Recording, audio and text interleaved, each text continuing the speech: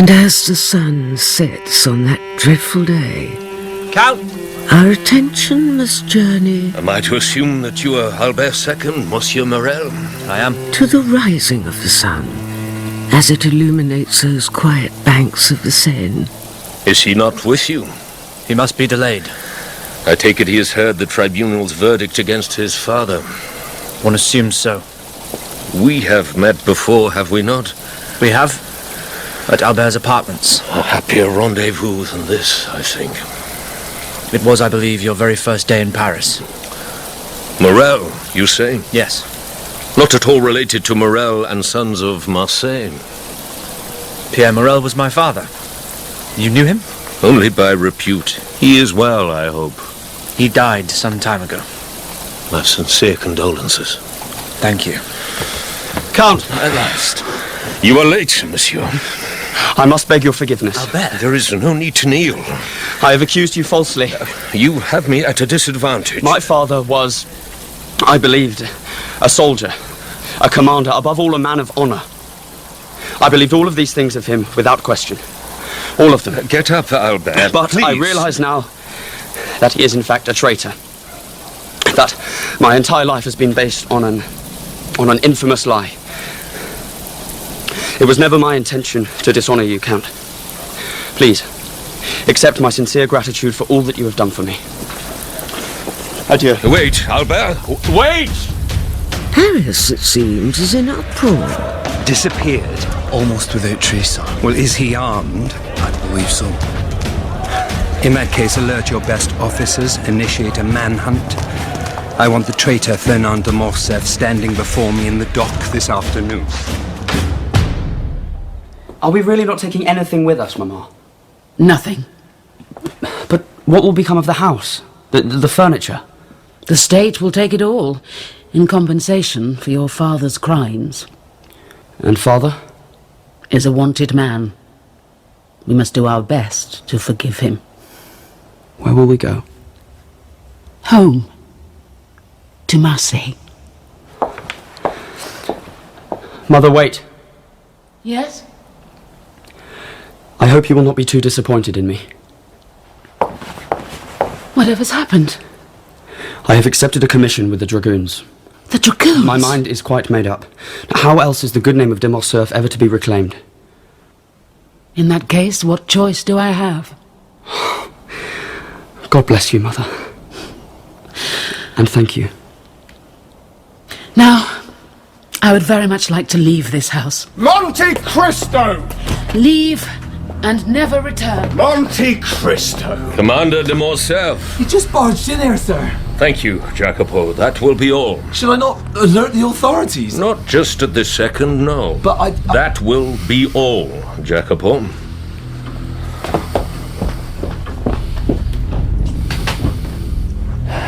May I offer you some brandy, Commander?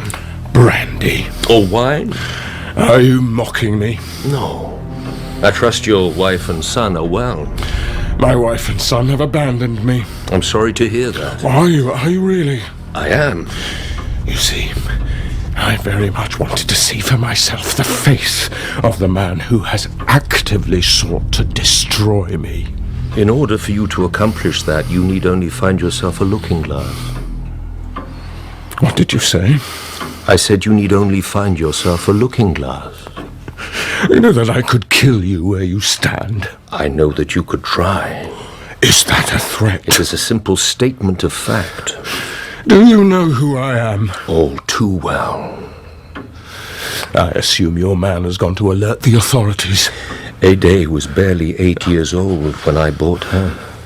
A child in a dirty cage. Your little slave girl testified against me in open court. Lied. Do stop deluding yourself, Fernand. You dare to address me by my Christian name? I do. Then again you have me at a disadvantage, monsieur. Do you really not know me? Of course I don't know you. I think perhaps your wife may have recognized me. Mercedes was here. She is still as beautiful as she ever was, isn't she? What business have you with my wife? To think that we were engaged to be married. Once upon a time. Dantes. Edmond? Dantes? You seem surprised. This is a trick. A jest. 14 years in the Chateau d'If. Get away from me! Ignored, forgotten, left to die. And all thanks to a piece of paper falsely denouncing me as a traitor to the authorities. It was Danglars. Danglars who wrote that note. And you who delivered it. How could you know that? I know what occurred in Marseille that night in every particular, Fernand. Edmond Dantes is dead. Dead. Really? How can this be happening? And now, at last, you know what it is to have everything you have ever loved taken away from you, Fernand. I could kill you. I could. This pistol's loaded. Hard to kill a dead man, wouldn't you say? I'd imagine your execution will attract quite a crowd, don't you? You'll be the talk of all Paris. And Danglars. Danglars and I will meet in due course. You may depend upon it. Oh, help me. Dantes, please. No. I cannot be arrested. The disgrace. There is no alternative. Unless you hold the solution in the palm of your hand. Goodbye, Fernand. Oh, you don't want to watch me die? I believe I already have.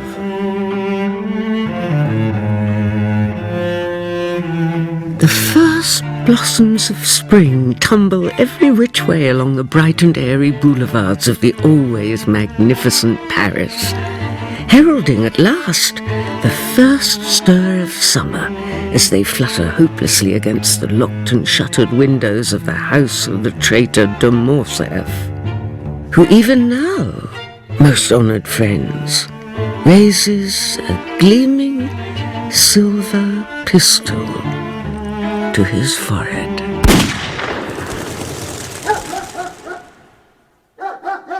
And now a single shot in a darkened room echoes along every shadowy street and alley until its reverberations reach even the oh-so beautifully decorated apartments of one of the most desired addresses in Paris. My dear Count. Baron Danglars, what an absolute delight. Yes, I came as soon as I heard. Heard? That the traitor de Morcerf was here, in this very room. A matter best forgotten. Dangerous man, de Morcerf. Ruthless. Always was. Well, he's quite dead now, is he not? With a pistol given him by the king, apparently. The irony.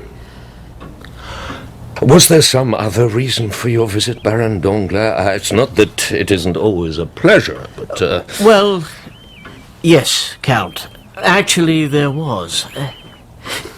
You see, now that Albert de Morcerf has left Paris in disgrace, well, obviously my beautiful daughter Eugenie is suddenly no longer affianced.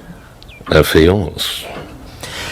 My point is, the young man you mentioned when we discussed extending you the credit of my bank.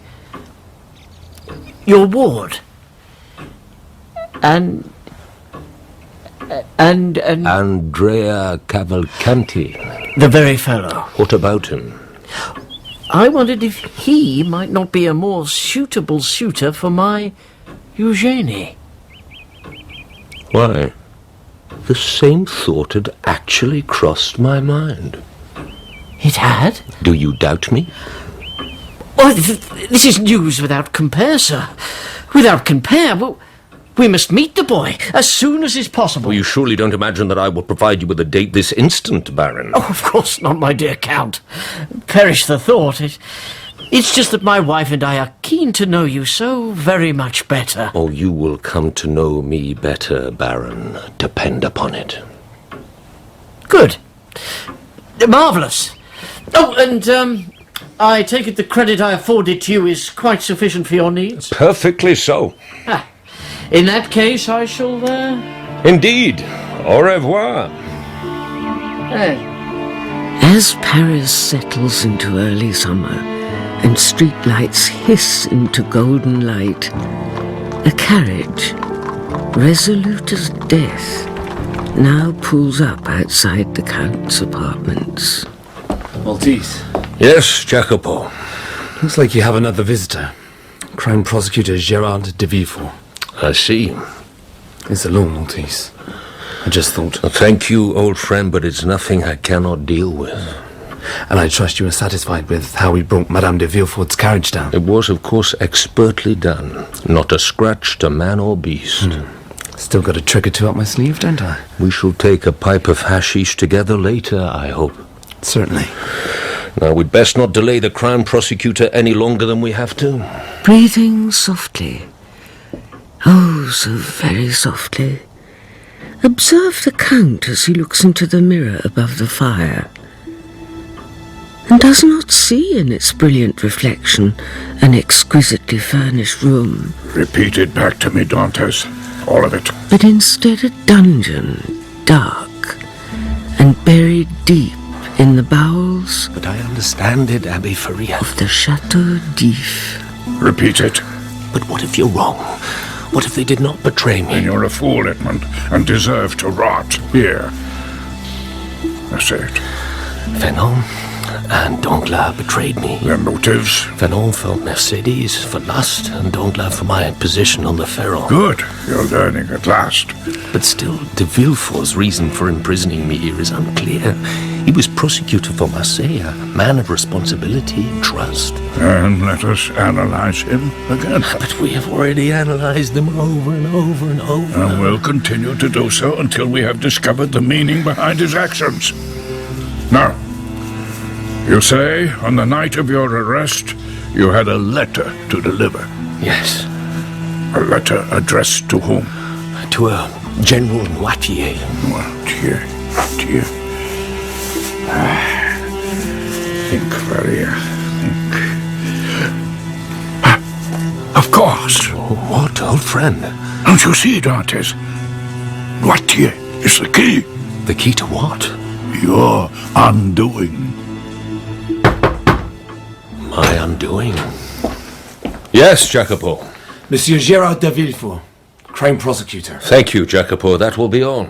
Count. Monsieur, Count of Monte Cristo. An honour, sir. Well, I thought it only right and proper that I, Gerard de Villefort, Crown Prosecutor of Paris, come to your house and formally thank you for the kindness you demonstrated to my family in their hour of need. Monsieur de Villefort, the satisfaction of preserving the life of a child and not sundering that most sacred of bonds which exists between a mother and her son relieved you of any obligation to visit me today.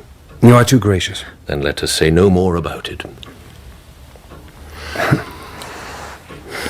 Geography. I'm sorry. Well, the maps on the wall there, is it an interest? I'm more interested in humanity. You're a philosopher. As you were a Crown Prosecutor. Now tell me, please, is that a title worth having? I beg your pardon. Because for my part, I'm damned if I can see any kind of use for it. They say you have travelled widely, Count. The East. Yes. And perhaps those cultures do not quite comprehend our subtle systems of French justice. They understand an eye for an eye, a tooth for a tooth. Ask Fernand de Morcerf. De Morcerf took his own life, and so escaped rightful prosecution. But in taking his own life, has not God's justice most surely been done? You've not been in Paris long, have you, Count? Long enough. And in that room of shadow and silence, another room starts to appear to the Count. Dantes. They say your name is Dantes? That is correct, sir. A room not seen in over 25 years. And you were arrested when? Not 1 hour ago, at my marriage feast. A room in Marseille. Now, according to this document, you are apparently a fanatical Bonapartiste, actively engaged in plans to return the disgraced emperor back to power. I'm what? Well, is that not why you have been denounced? Denounced? You sound surprised. It's true that I delivered a package to Jourdeľłe on behalf of the captain of the Pharaon, of which I am first mate. To Jourdeľłe?